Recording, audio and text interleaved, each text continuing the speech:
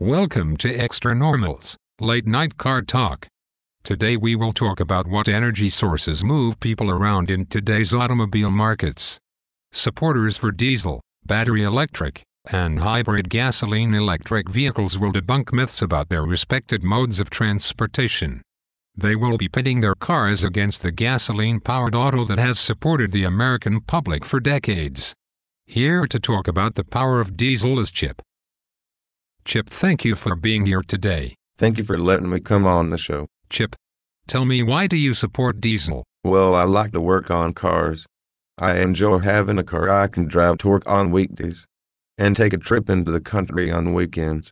And nothing beats the power and torque you get from a diesel. Fantastic. Let's meet our supporter of all things electric, Dr. Brown. Dr. Brown, thank you for being here today. Thank you for letting me come on the show. Doctor, please tell me, why do you support electric-powered autos? Well, I love going into town, visiting the shops. With my little niece and leaf, I can go into town and get home to continue research on why plants have feelings. It's only 60 miles round trip, which is an average commute for most Americans to get to work. So logically there is no reason to oppose electric cars because it benefits the average American. Amazing. Let's get our third guest out here. She supports the hybrid, gasoline-electric car. Shannon, thank you for coming on the show. Thank you for letting me come on the show. Shannon, why do you support the hybrid car? It's great. I can go to work and back on a single overnight charge. When the family goes on outings, we can head off to the mountains and not have to worry about getting home before the battery runs out. It combines the range of a gasoline car with the efficiency of an electric one.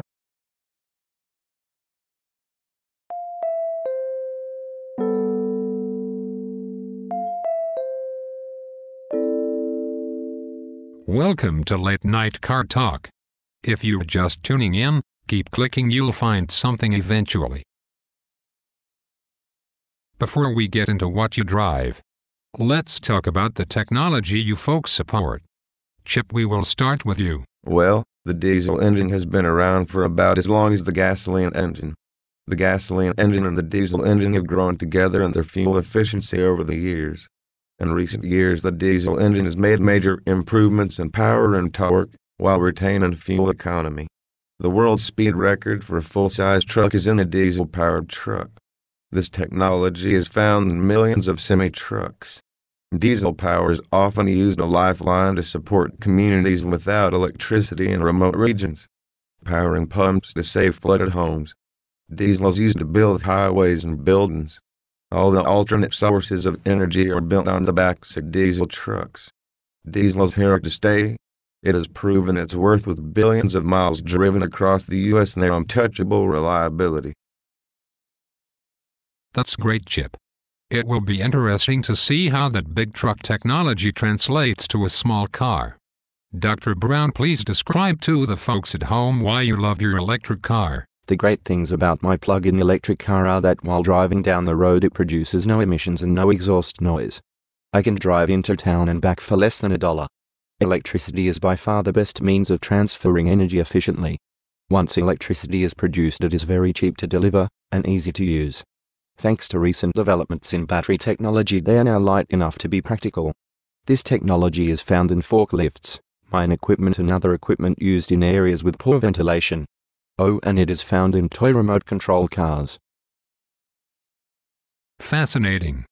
Let's hear from Shannon to talk about hybrid technology. So let me start out with saying I drive a Chevy Volt. It is state-of-the-art technology, found only in the hybrid car market. Examples can be found in diesel-electric trains. However, they use the more powerful and fuel-efficient diesel engine. The good news is that if you are driving to work and back, you can do that on an overnight charge, and if you want to drive farther, the gasoline engine kicks in and keeps the batteries charged. Great. We are going to try and keep it structured tonight, because we have a lot to cover, trying to let you at home know what you can do to save on the rising energy cost. So let's get started. We have selected cars that are similar in size, so that we can try and be as objective as possible. We will compare these cars to the VW Golf powered by a gasoline engine. Chip, what do you drive? I drive a VW Golf with a diesel engine. Dr. Brown, what do you drive? I drive a Nissan Leaf. 100% battery powered. Shannon, how about you? I drive a Chevy Volt. It is a gasoline-electric hybrid. Let's get into some facts. What is your car's energy source? Diesel fuel, which is refined from crude oil. Mine gets its power from the electric grid, 45% coal, 24% natural gas, 20% nuclear, 6% hydroelectric, and 4% other renewable resources. Well, being a hybrid, my car uses the electric power grid and gasoline refined from crude oil. Okay, so electric power is 69% derived from fossil fuel, while the others are from strictly fossil fuel. What is the cost of your energy? Gasoline costs $3.50 per gallon. Diesel cost about $4.10 a gallon, a little more expensive than gasoline. Electricity only cost about 14 cents a kilowatt. Like you mentioned, Dr. Brown, electricity is cheaper than gasoline. My car uses both. Great. What is the range of your cars? I can go 336 miles on a tank of gasoline at 28 miles to the gallon.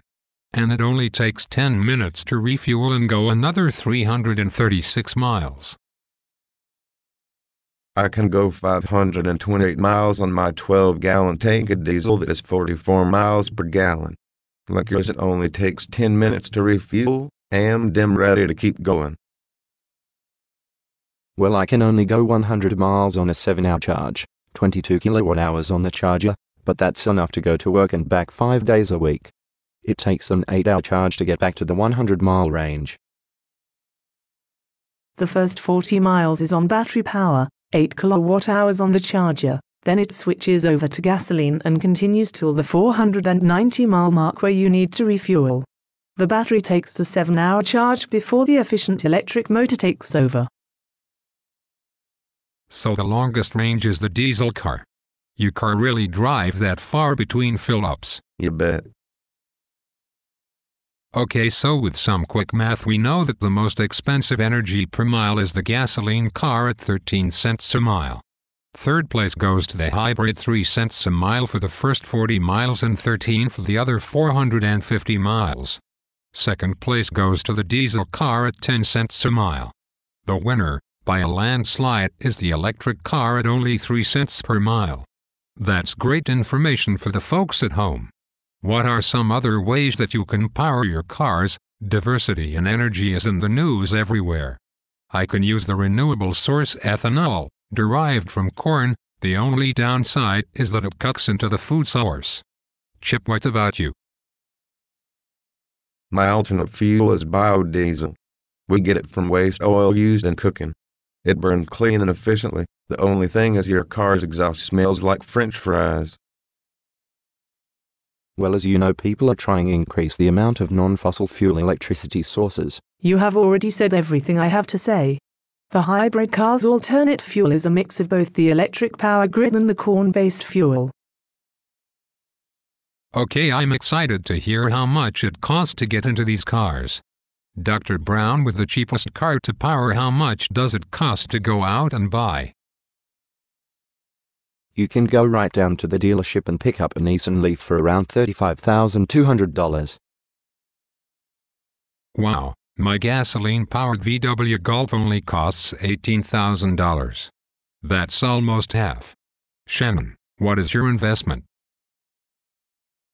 My Chevy Volt only cost $39,200 at the dealership. It's a little more expensive, but you are buying two technologies in one car, so it's bound to be a little more costly. That's not cheap. Chip, what about your diesel VW Golf? That's the beautiful thing. They start at $24,300 new. But you can buy them used. I bought my used car for $5,000. There's no need to worry about how many miles it has, because many diesels have run as many as 1 million miles, with only routine maintenance. That's great. My vote is for the diesel car. It sounds like they are cheap to buy, cheap to run, and have an alternative source of energy that won't steal from the food supply or take an act of Congress to support, like the wind power and solar power alternatives. Thank you folks for tuning in. If you have any issues with the facts stated here, please feel free to do the research and find out for yourself.